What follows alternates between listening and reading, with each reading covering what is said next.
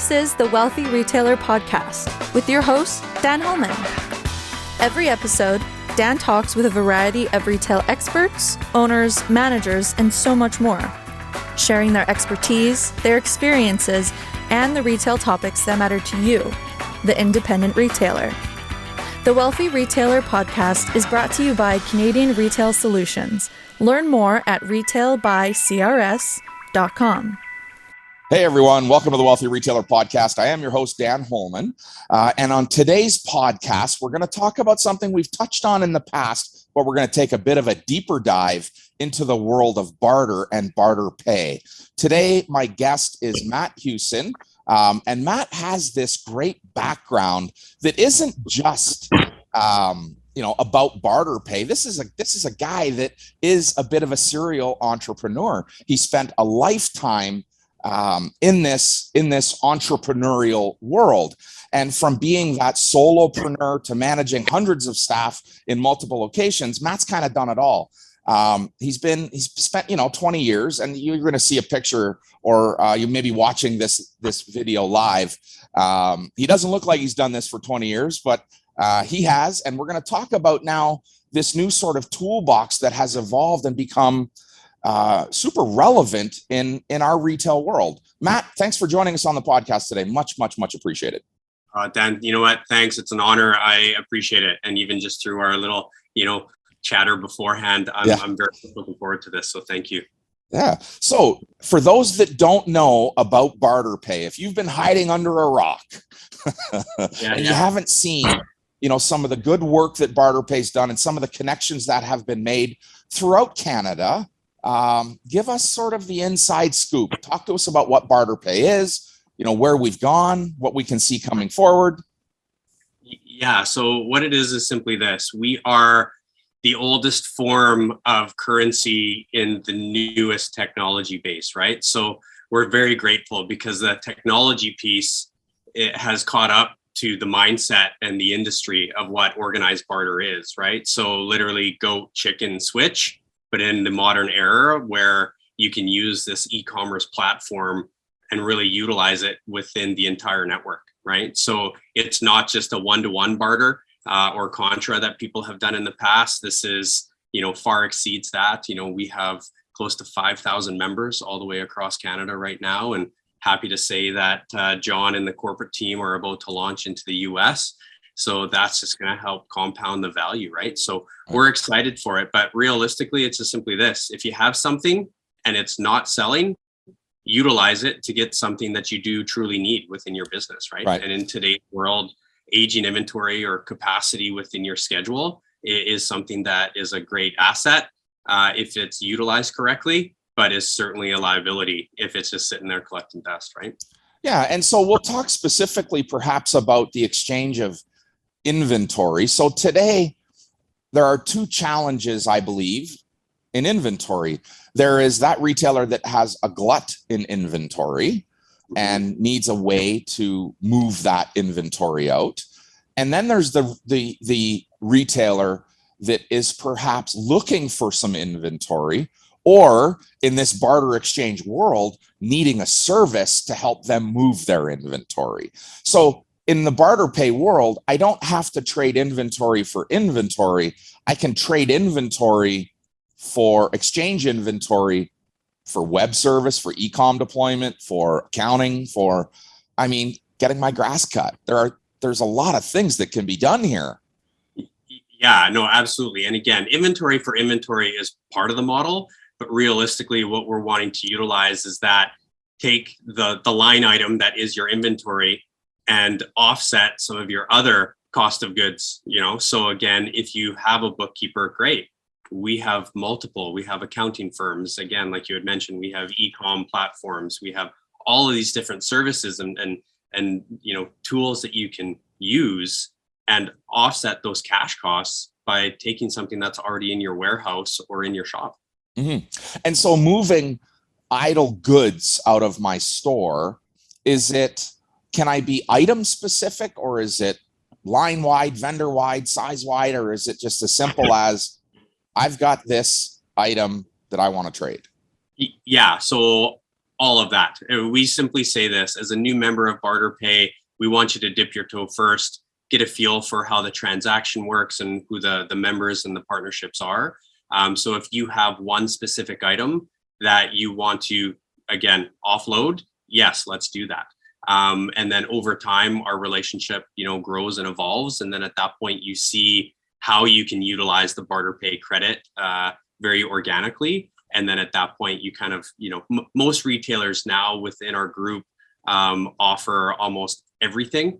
Obviously speaking about aging inventory. So, we're moving into fall, winter. Some may still have those spring, summer items. And, just based off supply chain, they may have come a little bit late to the store, so rather than throwing that discount sticker up or, going online and saying, hey, 50% off, we don't want you to erode your margin, right? We would prefer to kind of insulate your price point and allow you to, maximize the benefit of the item itself, right?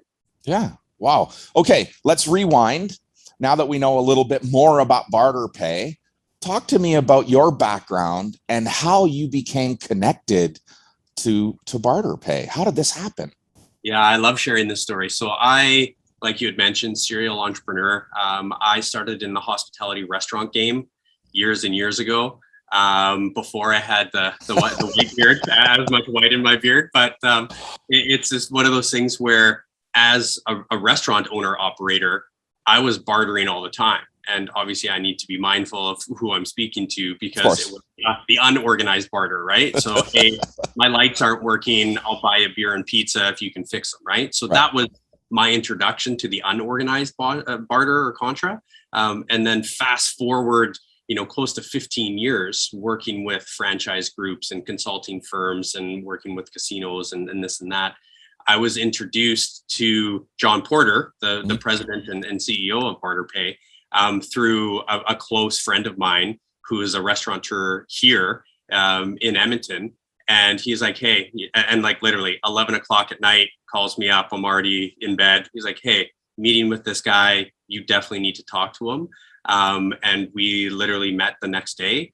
And it took us just a little bit of time to kind of, massage and carve out what the relationship was going to look like. But it really opened my eyes to what I had been missing, within my world, because of the scope and scale of the structure of barter, right? Like the fact that you can open it up and have this closed loop network of businesses all working together to help, profit, help make and save money, really was something that I subscribed to right away and helped build out west here for the last 7 years now. Yeah. I've had the good fortune to speak with John on more than one occasion. This was introduced to me through Craig Patterson at Retail Insider. We happened to be chatting and he said, have you heard of this? And I had not. And so of course, when I don't know something, I got to figure it out. So I went and did a little digging, and turns out, I'm from Southwestern Ontario. And so had a very quick connection to where John is. And one of the very first things I saw them doing was tea times, and I had a membership at this golf course or golf club that they started to barter with. And so I drew this instant infatuation with this process. And to now see, I have retailers in my own circle of influence that are very active in the barter world. And I think there is great opportunity here. And I think about myself, as a bit of a service provider and, having conversations with yourself and other barter team representatives. I've said, I don't have a ton of extra time to give, but really the value for someone that's a service provider or a retailer is that you can gain back some time by becoming part of the barter network. Isn't that true? Right. And honestly, that's one of the biggest success stories out here in Alberta. I'll share with you, when we first came out to Alberta, it was a little bit of a tough sell because we were so prosperous for so long out here, right, that, owner operators were sleeping on beds of money, right? Like it was just, you open up a business and you succeeded, right? Now, now 10 years of kind of a soft economy as we see oil and gas kind of dwindle, it was something where the business owners really need to dive much deeper into their business and how to make and save money, right? So yeah, I feel that now in the world of today, we're providing this platform and launching pad for these businesses to really save time, because I believe you would agree, especially over the last 18 months, we're busy. And Right. we're busy because it's new. The world of all industry, we've had to make that adjustment, and it's taken up so much time and energy that, for us, we just simply say, listen, just call, right? Reach out, and we're going to go to work for you and with you. And that allows the owners to really focus on their core cash business, while we're supplementing that with some incremental pockets of new business, new revenue, right? Right. And more importantly, it's a relationship, right? So, for myself, I just simply say, we want this to be the handshake of the very first day of our 30-year relationship. Right. And then from there, we, plant that seed and grow this together, because we want to be that connector of dots, right? Like for me, my role is to become a broker of certainty in these very uncertain times, right? Right. And that, like, I don't want a title. I just simply say, hey, like, every business owner wears multiple hats, no matter how large your company is right now, right? Because again, we've adjusted and needed to do new things.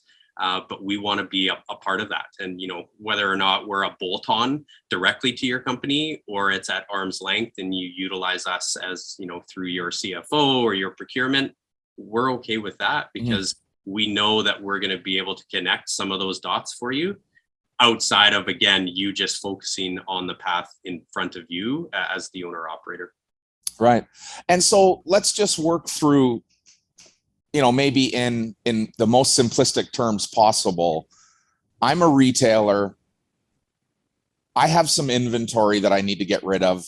And so before taking the red pen to it, what would it look like to become part of this Barter Pay world?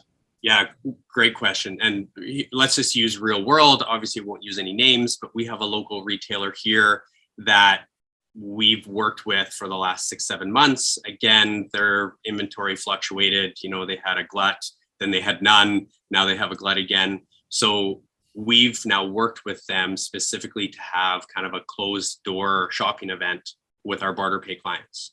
So we'll work with them over a course of, a couple of weeks. We'll then become the marketing agency in the firm to go out and really blast it out within our group regionally, and again, we'll do it nationally if need be. But we'll sell it, and we'll have like a wine and cheese night or a closed door event. And the price point is before you hit, like you just mentioned, the red pen, right? Like I laugh because that's truly what it is, right? You either put a red sticker, a red dot, right, or a red pen, right? So, we want it to be, if it's a $200 pair of boots, it's a $200 pair of boots in the Barter Pay system, right? And then you can realize, first, you're retaining your price point, which is fantastic optically from a consumer, right? Like if I know that you're always going to discount, I may wait, right, and see if that unit is still there, or that piece, that article is still within your system at I guess the seasonal change. For others, like we have an HVAC company that we're doing a storefront digitally, right? So an e-commerce site, we have a Barter Pay store that you can log into as a member, and you can shop based off of industry, based off of want, based off of retailer specifically, all of these things. And again, we're putting in the time and effort. So my biggest conversation right now is not return on investment, but return on energy, because kind of coming full circle for earlier today, it's about how much time and energy you're spending, right? So we'll put together the SKUs, we'll put together the store, right? You have to send us photos and obviously the price point, but we have it in a Shopify store and it just works. And are you seeing, so the only way, let me just first, I want to ask this so I understand, is the only way to purchase then with barter dollars? So I put something out there and I get dollars back, but I get trade dollars or barter dollars back. Right. So within the system, it's this. You're going to provide us upfront. First, you become a member. We then find something within your system. And again, let's talk retail specific. So Yes. if you have some aging inventory, you have 10 widgets. We're going to go out and market those within the Barter Pay network, locally, regional, nationally. We'll sell those items for you. You then take in the Barter Pay credit rather than cash dollars. But then you utilize those credits to then move forward and purchase your next website update, or some software as a service, or again, like you had mentioned, lawn cutting or snow removal. Right. Coming into this time of year, there's no starts for furnaces. They're like, hey, wait a minute, heat should be kicking in here, right? Well, if that doesn't happen, well, you have these Barter Pay credits. You call us up saying, hey, my furnace isn't working. I can then go to one of our providers in that industry saying, hey, do you have a furnace available for customer X? Right. And then we'll help broker that deal for those individuals. The Wealthy Retailer podcast is brought to you by Canadian Retail Solutions. Learn more at retailbycrs.com. Okay. And so then are you seeing this in the ecosystem where there's an upsell happening in the barter world? Like if somebody comes to me and says, I'm going to put this furnace in, you're getting 50% barter credit, you've got to cut me a check for the other 50%. Does that happen? So best practices for us, and you know what, we'll put it out there, anything under kind of a $5,000 retail price point, full barter. So Right. for a standalone furnace, typically it's full barter. Right. But what can happen, like you just mentioned, hey, do you want a humidifier? Yeah, okay, well, that's a cash item.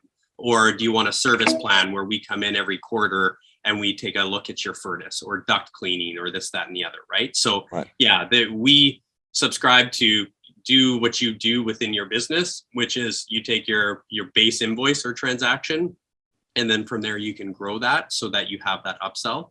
And we want there to be a cash component, right? Like I'm currently working on a large scale truck wash where we're going to touch almost every part of the build vertical, right? From engineering to all of these things. Now that's more, not retail specific, Right. but it kind of speaks to the opportunity where, hey, if you're building out your retail store, well, we have the trades teams that have been doing this for years and decades that want to be able to plug in, and they'll take a component of their transaction in Barter Pay credits. Right.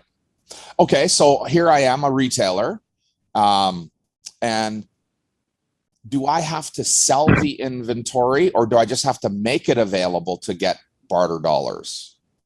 Again, great question. So 2 ways that we can do it. We can consign it. So we can actually physically take it in and then offload it. Some locations do that. We typically don't here in Alberta.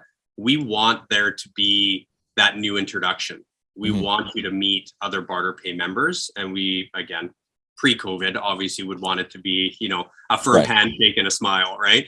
Nowadays, again, it's a little bit deficient, but if you're open, we want people to come into your space, Right. because then there's not only the relationship that starts, but there is that, oh my goodness, you know what? I really like those boots that I saw on the store, but now I see this coat and I see this and I see that, right? Okay. Again, it helps foster and grow the relationship. And do I control as a retailer how much I'm accepting in barter dollars? Yeah, so we typically, myself, my team, so we have barter coaches, barter brokers that will work with you to set the temperature, right? The threshold. So we typically say quarterly. We want to identify where your comfort level is. Right. And then from there, again, it's dip your toe. So give us $3,000 worth of product. We'll sell it. You take in your 3,000 Barter Pay credits. You spend 2,500 of that. Then you open up another, pocket or another silo. Okay, now I've got to have 5,000 or 6,000 of this product. Okay, great. And that will really truly help you kind of identify cash flow, which is key nowadays. Right. And the opportunity for seasonal activation with the same customer, creating frequency. Okay. So I'm coming up with some objections here. I'm trying to look at both sides of this. And so I have existing expenses. I have this existing expense structure and expense relationship being, for me, probably primary, ahead of the expense. How do I convert what I'm already paying out in cash to a barter dollar. Can I bring people into the network myself? Yeah, absolutely. And that, again, as you said that, I'm smirking because we all know somebody. We all have a guy. We all have a girl. We have, no, I've worked with this individual for 30 years. And that really has been a success story for small business owners, Alberta and in Canada, right? We are part of change management. I prefer to say change leadership, especially now. And really what has happened through the pandemic is that because there's been this forced change with us individually and corporately, that barrier has really broken down for us. But yes, is there change as part of this? Possibly. But more importantly, is there a further introduction or opportunity? Absolutely. So if you've been working with a team member, again, maybe it's your corporate cleaning company. Right. Okay, well, you don't want to change because they know you, you know them. Great. Introduce me to those individuals, to that owner, and let's talk about it, right? Because brand loyalty is very important nowadays. Frequency is important as well. But attrition is something that's happening all the time. So for myself, and maybe you can speak to this too, is that, retention of clients is just as important as new client activation, and often costs less, right? Because again, right. One another. So, if we just simply say, listen, we want to be able to move this needle. And more importantly, if they are a cleaning company, just, they're your cleaners that come in every night, well, maybe they can take on more through the Barter Pay program because they'll be able to utilize that as a cost saving measure somewhere else, right? So maybe they simply just do your cleaning right now. It's 2 hours a night, but you also want them to do some, windows or the roof or, that type of stuff. And maybe it was a no in the cash world, but maybe they'll be able to activate that part of the business within the Barter Pay ecosystem. Right. And so at what rate are we seeing this community grow?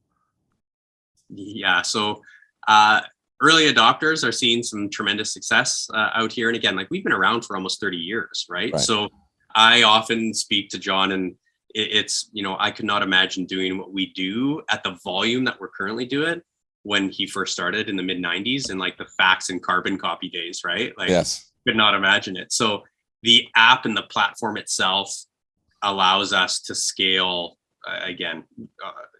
Right now through the pandemic, we've grown from new member activation faster than we've grown at any other time in our company history, right? Now, we have to be able to trade. So again, you have to be open in order to do so. So there's definitely been some fluctuations. But one of the questions that happened early on in my career with Barter Pay was, the typical question is this: who's on your list? What does CRA think about you? And what happens if you go bankrupt? Right. And we were always like, the only way that we can go bankrupt is if every single company in Canada closed their doors at the same time. Right. And never thinking that, hey, wait a minute, March 17th, I believe it was. Might happen. Right. It happened. But again, what we found was that people, like the businesses weren't dark. They were dark, but they weren't closed. So they were looking at new ways to create opportunity. So again, when it was a concern for us or a barrier, we actually found that it was part of our success plan, right? So now all of a sudden people that we had or companies that we had talked to in the past were coming back to us saying, hey, I remember this conversation. And some of the takeaways for me were, you can help market us, you can help offset costs, you can help with cash flow. Okay, well, these are three key items in business through the pandemic, right? So we've seen some adoption, fast track, I guess you would say. And it's been great for us. We're very mindful. Good. Okay. So you touched on this. I heard those three dirty letters sneak out, CRA. Yeah. So let's talk about what are the tax implications or what are the restrictions, or if there are restrictions, what does it look like from a CRA world? Right. So we are not a tax haven. So it is qualified revenue, qualified expense. So again, it should go onto your top line, right? Yes. Again, we're not your bookkeeper, although we can obviously partner you with some through the Barter Pay system and you can pay for it, right?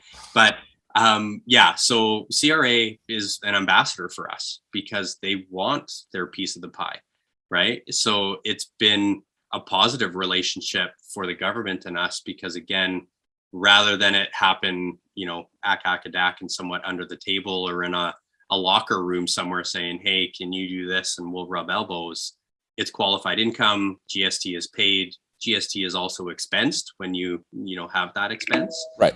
So it's been a positive, and many corporations like that. They appreciate that because it's not this gray area. It is, hey, your ledger doesn't change, all you do. And typically, our greatest conversations are with the CFOs, the accountants, or the bookkeepers, because they're the gatekeeper. Oh, how is this going to work? And when we show them how, again, I don't like using the word easy, but how intuitive it becomes through their software. It's just simply you open up another banking facility within whatever software package you have, and the ins and outs go through it. So your ledger doesn't change. It's really quite simple. So and we're grateful for that. Am I seeing my barter credits as an asset on my balance sheet? Or liability, depending on, right? So like if you're selling gift cards, so, our restaurateurs and even some of our retailers will sell gift cards, right? So that gift card becomes, your GC liability. It has to stay there on your books until it's redeemed. But what we've noticed is that there's less hold time, right? So, when people buy through our system, there's activation, which is a positive. Like some companies will rely on that shrinkage, right? Where all of a sudden it goes into the junk drawer and, the piece of plastic is never seen from again. But we want there to be that relationship. If it's a $20 GC, we want them to spend 40 or 50. So we work with our retailers and with our partners to say, what is your typical, in restaurants, it was about average guest check. So if it's $25, don't give us $25 gift cards, give us a $20 gift card. So that at that point, there may be that cash opportunity at time of sale, right? Yeah, really good. Yeah. Okay, so I'm a retailer. I'm listening to the podcast. I'm now, you've got my ear. How do I find out more?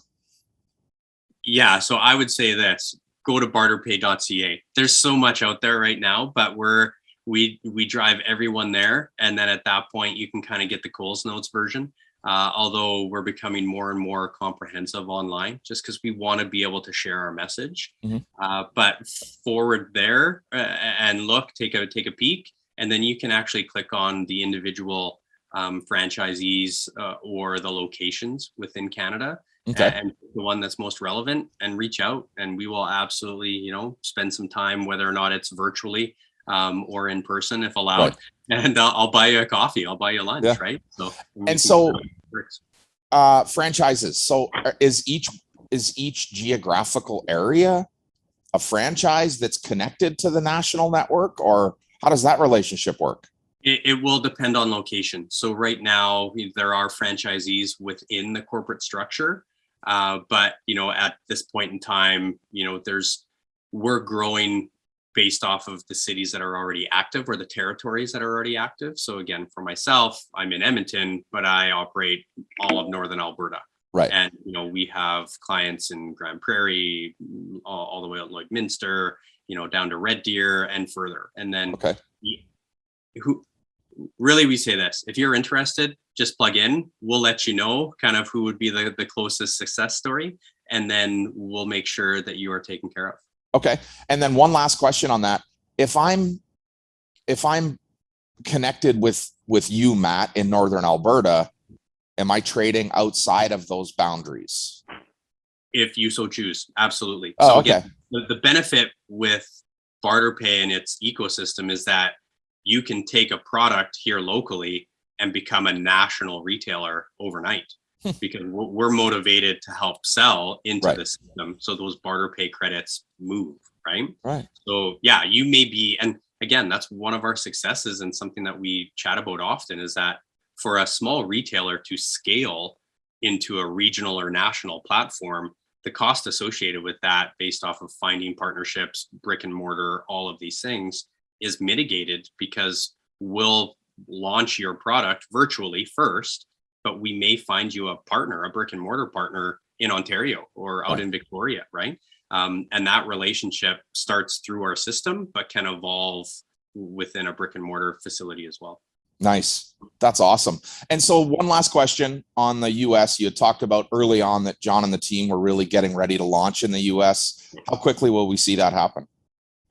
Well, it was supposed to happen in 2020. Yeah. And, I won't speak too much about it. I just know that we are really excited. Part of what we've done is, a great deal of travel and cross-border interaction. And, we're even more excited to have a dedicated Barter Pay, which will be Barter Max down in the US entity, so that we can really grow the value within the network by adding, local US based companies so that we can do that cross-border trade. Awesome. All right, retailers, if you're in Canada, you got to go check out barterpay.ca. And if you're a US retailer listening in, you need to keep your eyes open for Barter Max coming soon. I love that word, soon. I don't know when, but soon. Yeah. Hey, man, totally appreciate this conversation today. Retailers, I hope you found some good value in the conversation. If you want to learn a little bit more, like I say, head over to barterpay.ca or hit up thewealthyretailer.com or retailbycrs.com. Catch that weekly newsletter. We will share this podcast, a link to Barterpay for some more information, a little bit of Matt's background. And if you want to reach out to Matt, we'll have his details there as well. Thanks for joining us this week. Matt, totally appreciate it, man. Cheers. Thank you very much. It's been a pleasure. Happy retailing.